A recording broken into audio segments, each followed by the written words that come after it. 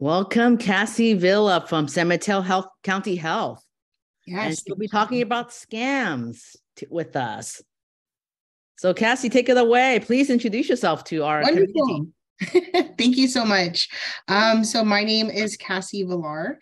I am with San Mateo County, specifically with Adult Protective Services. I've been with the County of San Mateo for 22 years this December. So I have been a big county person. I will say I work with the children majority of my time. I have about 21 years with children and family services. Past year, I am here with Adult Protective Services, and I'm an outreach training coordinator. So really quickly, what is our objectives of today? Well, we're going to talk about Adult Protective Services and who we are, what we do, how we support our community. Also, we're going to talk about a program within our county called EDAP. Do not worry, I will break it down for you.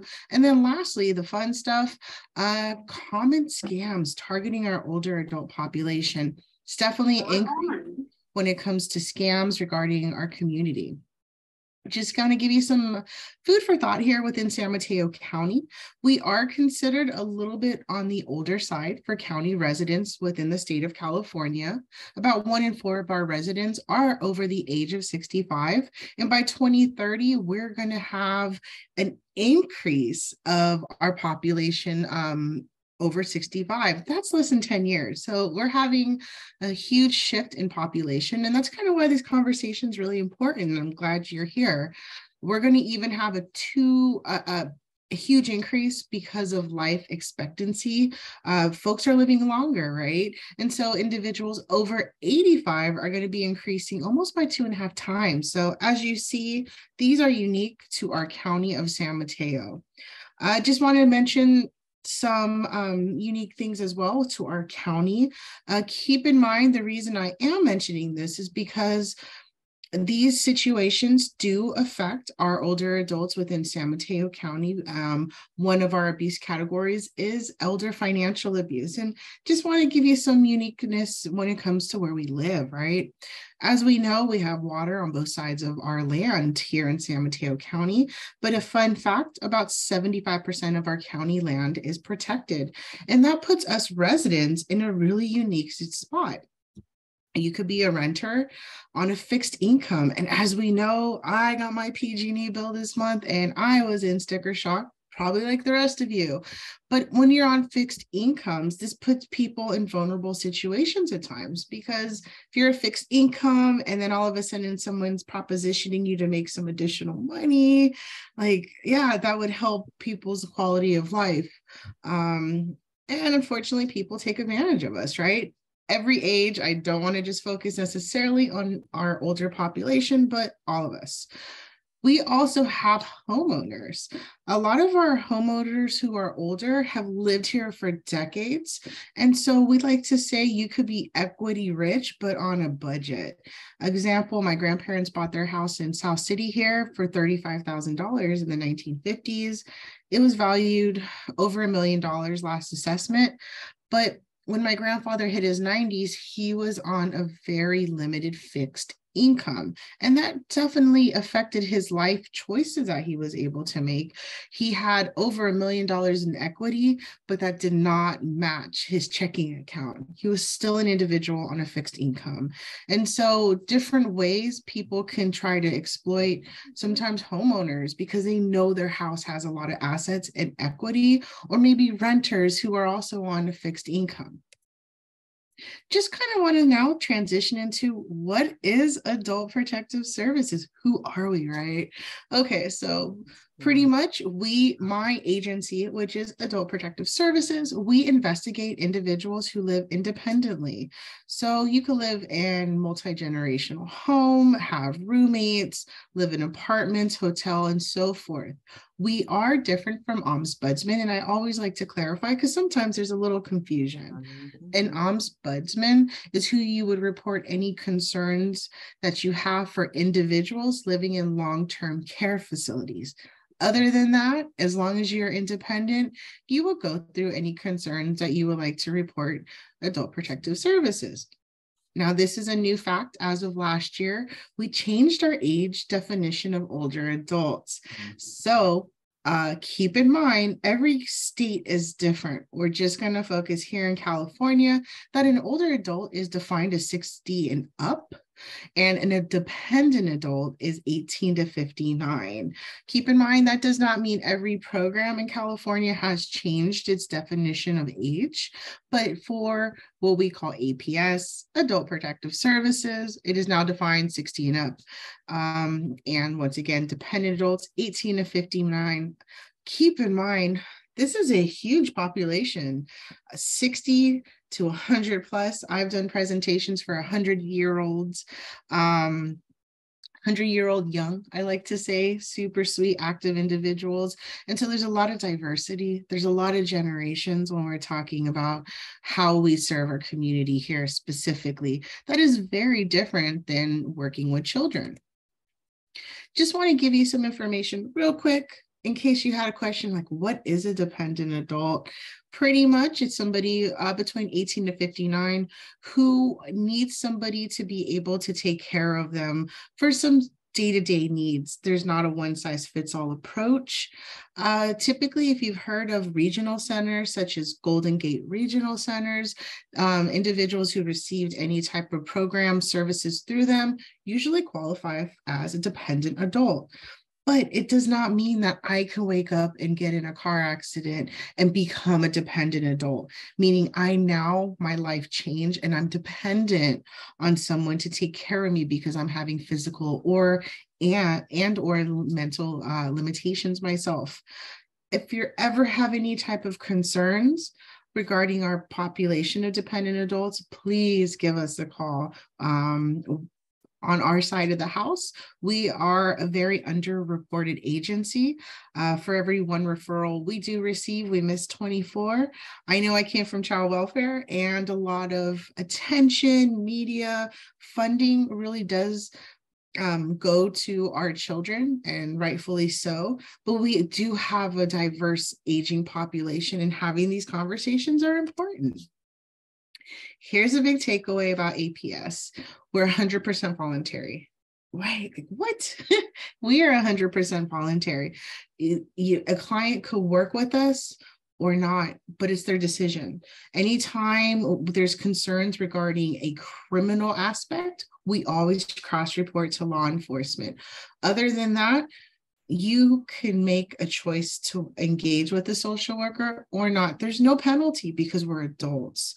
And how do we kind of do that here in APS? We respect self-determination, fancy word. As long as you're able to make decisions on your own, they're your decisions for us to agree to disagree. If there ever is a social worker does an investigation and is really concerned regarding capacity, such as they're concerned that individuals are lacking mental capacity to make safe choices for themselves, social workers can petition for a conservatorship to be done. Other than that, we're adults and we're able to make good, bad, healthy or not decisions. Keep in mind, we do not live in black and white. There's a lot of gray, especially when it comes to capacity. But legally, we cannot instruct somebody to do something unless there's a conservatorship. Other than that, even if you're in the gray area, those choices are still your choices. So common myths before we start to transition into the fun part of scams. So I like to talk about this real quick because it's common. There's a lot of myths to debunk when it comes to working with adults. One of the biggest ones I hear is, oh, well, you guys do removals, right? No, we do not remove people from their house. We do not tell them what to do. We really are here to support independent individuals. We need your permission if you choose to let us in your house, to answer the phone. Doesn't mean our workers don't come at different days and different hours, but a lot of these myths are why people are hesitant to work with us, especially if they've had different relationship with government agencies in their past. We also do not share confidential information. The minute we receive a report, it's confidential. Does not mean that that person can share every detail with you, but if by them sharing. It's their choice. On our end, we can't share. We don't get involved in family disputes. And we did have this increase during the pandemic where folks were looking for food. We don't deliver food, but does not mean we're not a hub of resources and how we can connect you to increase meals at home. Just for the sake of time, I'm not going to go too much into all of these topics specifically, but you're more than welcome to message me, email me, call me if you have any additional questions. Totally okay. But these are very common elder abuse categories: physical, sexual, emotional, neglect. One difference is we can neglect ourselves as adults, but that's our choice, right? There's a difference of I chose not to take my meds or eat or shower today, but there's a difference of someone who's supposed to be providing those basic care. So we can neglect ourselves, but we can also be neglected by someone else. Abandonment. Lastly, financial, which I will be covering in a few slides. Just want to give you some overhead, like, wow, this is great. I know it's fast and for the sake of time. But I just want to give some warning signs, food for thought. I truly am an advocate of trust your intuition. It never lets you down. When you have a gut feeling, it's usually right. And so here's some signs to look for. Maybe a lot of isolation. Maybe an individual is all of a sudden becoming scared or kind of, you just feel it, when someone is around somebody else and they're not being themselves. Maybe the eye contact or just body movement, those could be a red flag or not. Evading health questions, missed doctor's appointments. I'm sure you're aware, the older we get, if we lose a lot of weight drastically within a short period of time, those are really kind of concerns. You see a friend, a month later, they drop 30 pounds. Hey, what's going on? I did mention physical abuse, but I also want to keep in mind there's going to be areas that are questionable. As we age, there's going to be also medications that can increase bruising, just like Coumadin, right? If you've ever heard of Coumadin, you literally hit your elbow and you're bruised. It's that easy. But there's common places, like maybe I hit my elbow on the door or the cabinet, but the questionable red flags is like the neck. Typically, I don't walk into something with my neck. A lot more hidden places like between the thighs, under feet. Those are a lot more suspicious kind of bruising, I would like to state. So now, kind of going to go into the fun part. Here we go. Is it fun? Absolutely not.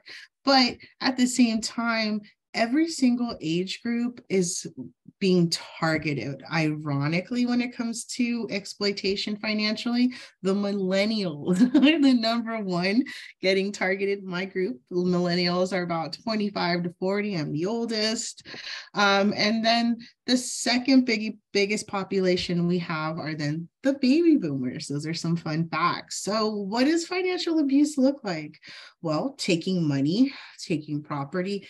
Anytime you're taking something without permission, that becomes abusive.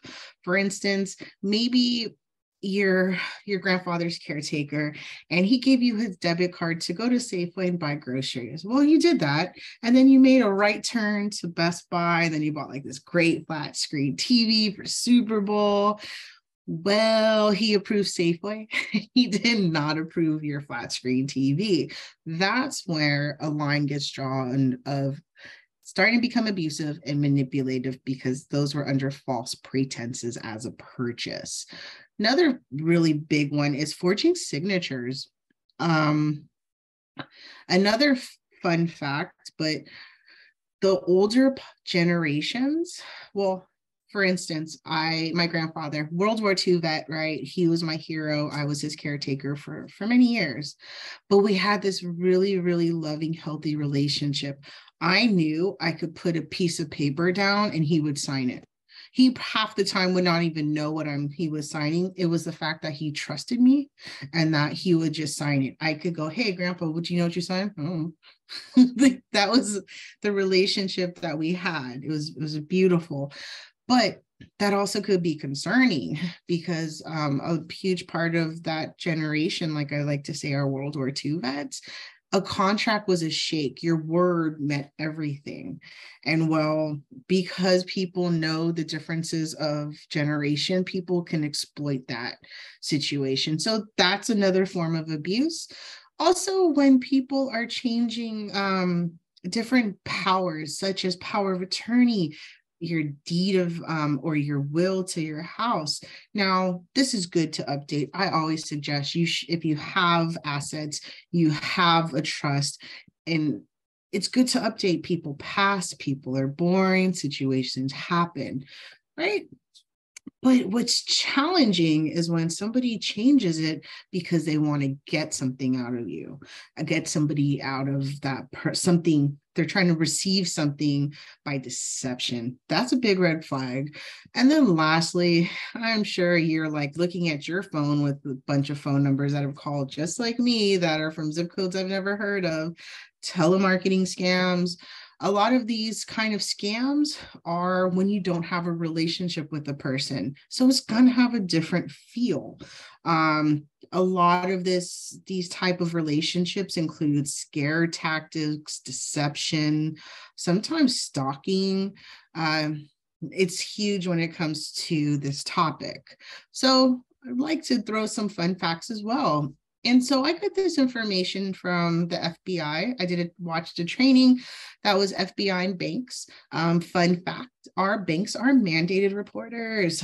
Yes, by law, banks are legally mandated to report any type of financial abuse that they're concerned about. So we do get a lot of our referrals through the bank. And so the FBI and the bank really work together in a great way because we do a lot. There's a lot of outreach through APS, Adult Protective Services, Department of Justice, because our scams are just ridiculously increasing every single year. Up and up. We're breaking records in April before the year even finished.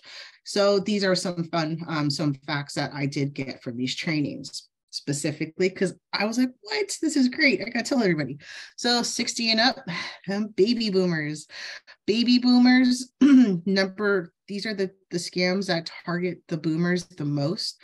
Text scam, lottery sweepstake, and impersonating. But also 60 to 70 group are more likely to report it online. 80 and up, like my classic grandfather's generation, lottery sweepstakes and government imposters. But keep in mind, the older you are, the more likely you are to answer your phone. I think it's just a generational thing. I knew growing up that who was going to be home to answer the phone? My grandparents. Like I could probably call my grandpa and he would answer, or my grandma. More than my parents because they were just home more. They were tired and it was like someone's calling and hello. And so our scammers know that. They really are going to target. I just want to kind of reiterate, why would that be different for our boomers? Well, let's think about it, right? A lot of our boomers are starting to retire if they have not already, and they have a different relationship with technology than 80 and up. A lot of our boomers come from working hours behind a computer and they're really, really used to this relationship, right? Myself, I have a relationship with my computer right here that as I'm speaking on, it's my work computer. So if I ever have problems with my work computer, I call IT, I talk to someone I never actually meet in person, they log into my computer and all of a sudden I give them a password or something and they fix it. What do they fix? I don't know. I don't do computers. I talk for a living. I work with people. So that relationship is different. I had a retired social worker friend of mine who was nearly scammed out of this type of tech scam because he thought he called the wrong number.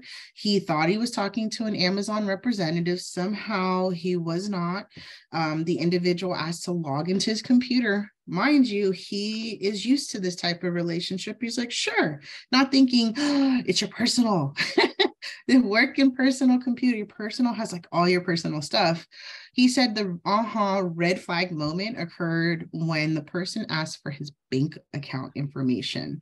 That's when the light bulb happened, and he, oh my God, shut his computer, called the police department, and looked at all his bank accounts and to see what, if anything, had been taken. At that point, not yet, but those are great examples of why certain scams could be targeting our other population. Lottery sweepstakes also, I like to say I'm going to win the lottery, but I never actually buy tickets. I can't win a lottery if I don't buy it. And you can't, when have you ever won a gift basket and then had to pay for it? Like, what fundraiser did you do when you got the magic number and they're like, oh, $80 to get it? None. And sweepstakes, once again, that's kind of like for our older folks, Publishers Clearinghouse, or you won money that you clearly did not. And then lastly, impersonation. It could be you think you're talking to a friend, you think you're talking to a family. This also can fall under more of the romance scam, what I'm about to cover. 80 and up. Once again, just mentioned the lottery sweepstakes, but also government imposters. Years ago, and still happening now, there was a lot of calls saying, hey, it's the IRS, you haven't paid your taxes. And so once again, our older population is more likely to answer the phone. They were really gearing and scaring and making a lot of individuals worried about, oh my God, did I pay my DMV? Did I pay my property taxes? I swore I did. And so that's where folks were easily manipulated because they weren't aware that they were being scammed. Keep in mind, we all want to get older, but we don't talk about it. And we all deal with money in different relationships, and we normally do not talk to people about money. So getting older and finances, they're really taboo topics. So here we go. I'm going to start covering really quickly for the sake of time, because I want to make sure that if you have any questions that I give you a platform to ask. Like I said, I'm always here if you think of a question after. These are going to be about 6 scams that are really focusing towards our older population specifically. Romance scams, I'm sure you heard of it on Dr. Phil, right, if you watch them, but they're also evolving. So please keep in mind, like, oh, I heard about that. Yeah, but they're getting smarter. All right. So traditional love scam is a lot of social media. It could be like Facebook, someone's friending you, and we want to have a type of a relationship, either romantic or a friend. Dating websites. So the traditional way is I'm going to be having a relationship with somebody online. They could be international, they could be local, but they're pretending to be someone they're not. Typically, these people do a lot of grooming. Grooming just means they're spending time with you. They're getting to know your thoughts, your habits, your friendships, your good days, your bad days over a lengthy amount of time. Most of the time, they're not like, hi, nice to meet you. Can you send me $20,000? It typically does not work that way.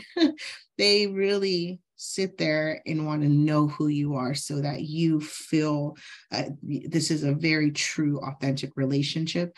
And then at some point, they ask for money. Hey, I live in South Africa and I'm having issues with my visa, but I'm on a budget. Can you give me some money to help me? Oh, but now my mom needs medication and I'm so worried. Oh, you can send me some. I appreciate you.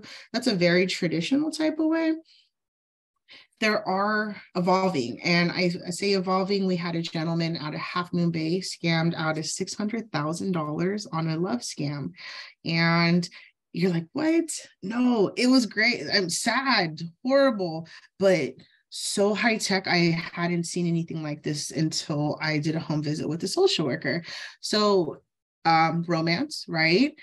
She's in Canada, he's in Half Moon Bay, never was married, has no children, parents have passed away, he's in his 70s, and looking to have a relationship with an individual. And so this relationship was different in the fact that this individual said, I don't need your money. So she never asked for money. This is the difference. She didn't ask for money because she had money. And the way she had money was through crypto investing. Okay. So he made a good relationship with her. On top of it, he was communicating with her, but not recognizing it was an AI, an artificial intelligent person. Basically, I could put a person's face over me, and that person's face will talk with all of my facial expressions. If you're used to iPhones, you have this little area where you could do that with like animals and stuff. And I do that with my daughter, and she thinks it's cute because when I smile, the panda smiles. So that's just an example. The difference was she never asked for money. He chose to transfer money out of stocks into a legitimate a Bitcoin and then transfer it. So when it comes to crypto, it's the Wild West. There's no regulation. There's a lot of transferring if you're not familiar. And she sent him a link like, hey, this is where I invest my money. Like I said, she never asked for money. So why would he? This was never part of their relationship. He clicked on it, started using that app, and unfortunately, it was a scammer's app that they created. They were able to manipulate the numbers and eventually froze the money that he invested. So just keep in mind, they're evolving. It's good to always try to be up to date on romance scams. The traditional one is a lot different now than this one. Even on that app, but we were like, hey, how do you talk to customer service? He's like, oh, this is how I do it through the app. Well, when we went up to the app, it was all WhatsApp. And so WhatsApp is encrypted. And so there's no way to trace. This is how high tech and how advanced these scams are getting. Grandparent scam is another one, very popular. To a traditional scam is someone is calls. Remember, let's keep in mind, the older we are, we answer. Calls, say they're going to call my grandparent, and they're going to tell my grandparent that I'm in jail and that I'm embarrassed. Do not tell anybody because my mom's going to kill me or my husband's going to go crazy. Whatever they're going to give you a reason because now it's a secret. Shh, don't tell nobody. Red flag. Anytime someone tells you it's a secret, no matter what scam, don't tell nobody. It's between you and I, no matter what scam. Red flag. If there's one thing you could take away today, I promise you, if someone's telling you not to share this information, be suspicious.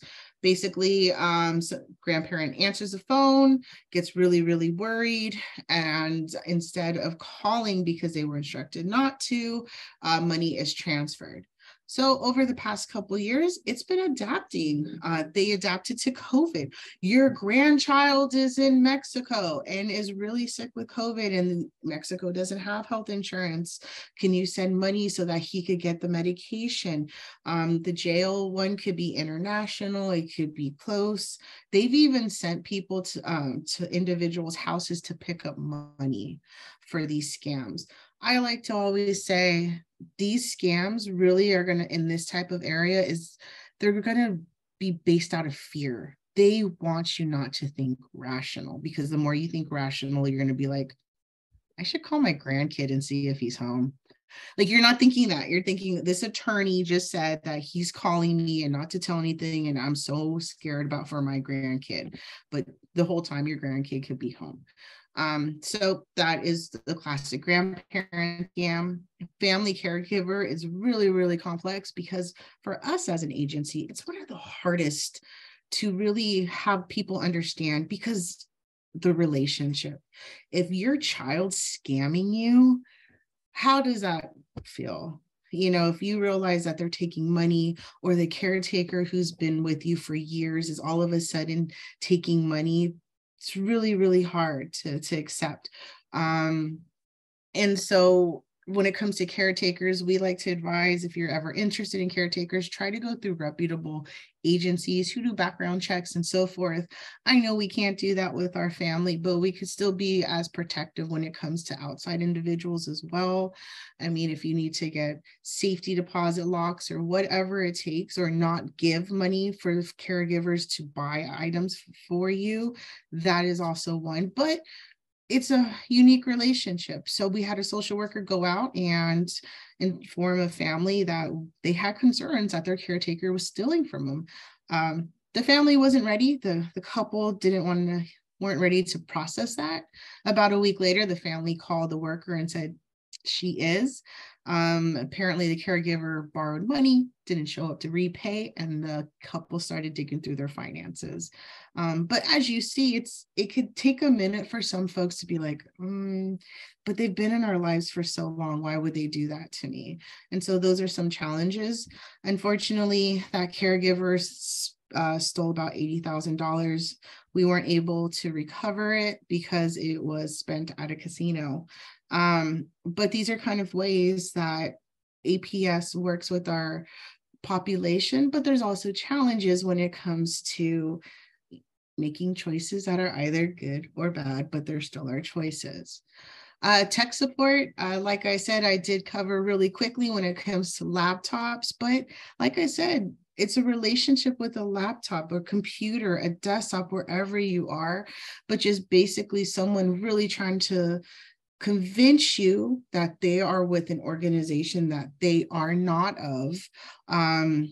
I've done it myself. I thought I was calling Kaiser. And so if you've ever Googled and the first thing you see is like, say, Kaiser, sometimes there's like a little ad. You got to be really careful. Like, take your time. I'm guilty. I thought I was calling a company, and the person that I picked up the phone was like, we're going to give you a gift card. And I was like, what? Kaiser's never given me a gift card. That was not Kaiser. I don't know what I called. My intuition kicked in. They were asking for my address, and I was like, no, you have it on my file. No. Anyways, I ended up hanging up and found the number I was supposed to call. I, to this day, have no idea who I called, but it does happen. I know we're in a rush, but sometimes slow down. It's okay. Like I mentioned with sweepstakes and lotteries, for our older adults, like I mentioned, Publishers Clearinghouse, really, once you buy one thing, they keep sending them. We just got a call at the hotline today about somebody thinking she won from Publishers Clearinghouse. And so we're going to follow up with her. But these are the kind of things that happen in our community. She said she won Publishers Clearinghouse. But, Publishers Clearinghouse we want to make sure she's not being scammed. And so this is kind of how social workers in our agency kind of try to do a lot of this prevention and outreach. And then, like I said, cryptocurrency, different. Just know that there's a lot of transferring if you're not familiar with crypto. There's a lot of highs and there's a lot of lows. It's also becoming a lot more familiar. You can go on Venmo, the app, to send money. There's crypto on it. There's crypto ATMs. You go on your bank. Sometimes there's crypto. So it's becoming a lot more familiar, and it makes sense why people would start thinking, yeah, I'm going to start investing, because if you're a risk taker, right? Some of us are. I don't understand stocks, but some people really, really do and do great. So if you're really used to stocks and you're seeing other people making money, you're like, yeah, I'm going to do crypto. Just know that it's really easy to get your money stolen by links. Somebody sent me a link. Like I said, now people can create fake accounts. And so the individual from the coast, he was putting money in, and what ended up happening in the long end, it froze. They froze his account, and he cannot withdraw that money anymore. He has $600,000 frozen into an app by a fake company. So just want to talk about, how do we prevent this? Boy, don't worry, it's a lot of information, but the fact that you showed up today really, really is important. Education, awareness. Let's bring down the walls of finances. I know a lot of times we talk about money after the fact, after our loved one was exploited or I was exploited. Let's talk about it. Let's knock the taboo. It's okay to have these conversations. Be suspicious. Ironically, one of the most suspicious generations are the baby boomers. And so I take notes. They're like, trust no one. But it makes sense. It's okay to be suspicious. Also, keep in mind that our older populations had different experiences. I remember when my own elder would talk about their experience when they were young and mentioning, well, I couldn't speak up because it wasn't considered ladylike. And I'm like, wow, I never thought about that because that was never my experience. But these are also different ways. It's okay to be suspicious. I like to say you could be assertive and not rude. Two different ways. Work with your banks. Banks, as you know now, are mandated reporters. So they have to, by law, make any reports, but they also can set up, if a person gives permission, for instance, you're concerned about your mother. If your mother gives permission, you can get text alerts with the banks. Each bank will work with you to try to protect that person that you're concerned regarding. And then lastly, if you would like, I do it. I think it's just an added layer of protection, but I enrolled in identity protection plan. You can freeze your account, your credit. So no one can run your credit. If they run your credit, it's frozen. Another thing you can do is get alerts to spending. And they're constantly communicating with you. There is a fee, but it's another way to go about an extra layer of prevention. So where do we report? Wow, lots of information. Locally, for anybody 60 and up or our dependent adults, you would go through your local adult protective services.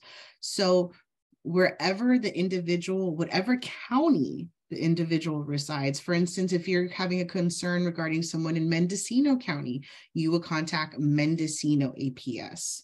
If they're in county, you will contact us, and I will give you that information.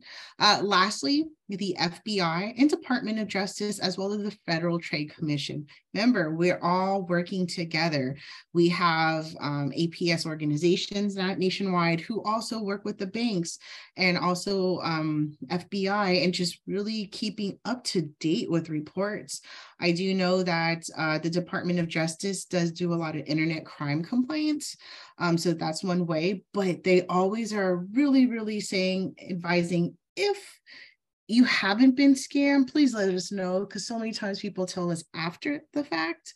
But if we could prevent the forest fire, let's prevent it. And that way, if you know that there's something new coming around the corner and you alert them, it's a trickle effect of how, as a network, we could start bringing the awareness and prevention piece. Here within San Mateo County, we have EDAPT. EDAPT is a program. It's called Elder Independent Protection Team. Just means that we have a unique unit here in San Mateo County.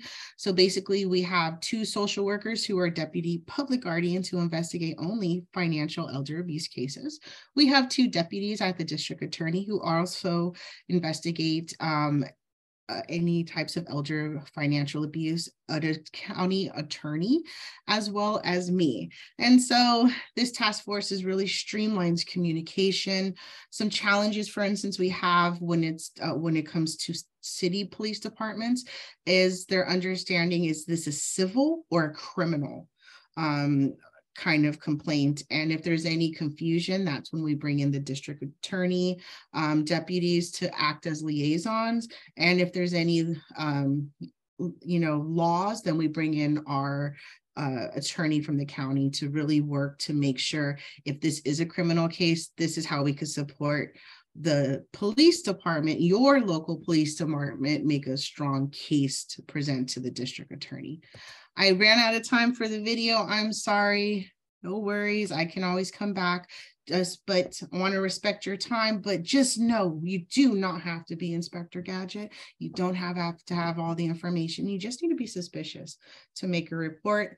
Keep in mind, once again, we are highly underreported. Every referral we get, we do not get 24. So it's okay. If you feel that something is off, please, we beg, just give us a call. Our hotline is 1-800-675-8437. You could call Monday through Friday, anytime between the hours of 8 and 5. We have 3 social workers who are manning the phones directly.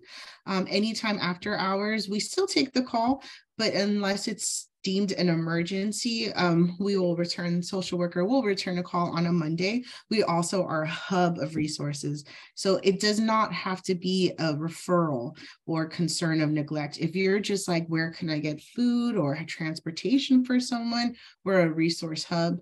Lastly, we're also the first place if an individual is interested in in-home support services. So we're just like this hub of how can we help support our population. So lastly, my name is Cassie Villar, and here is my email and phone number.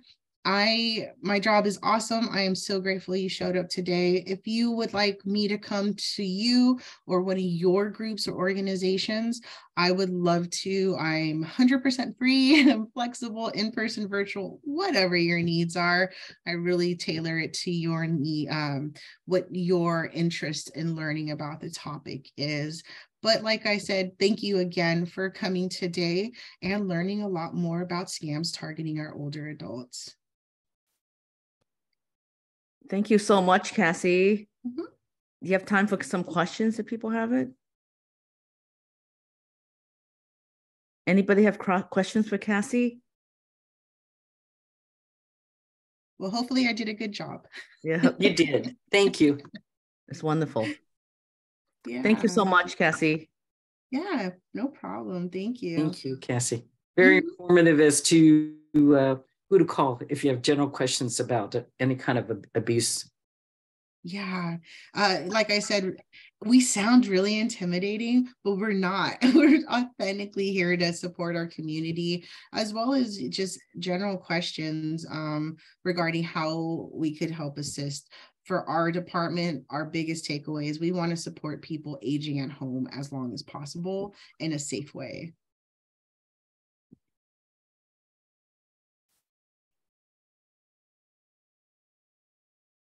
All right. Thank you, Cassie. Take care. Bye-bye. Right. Bye. Thank you. Thank you.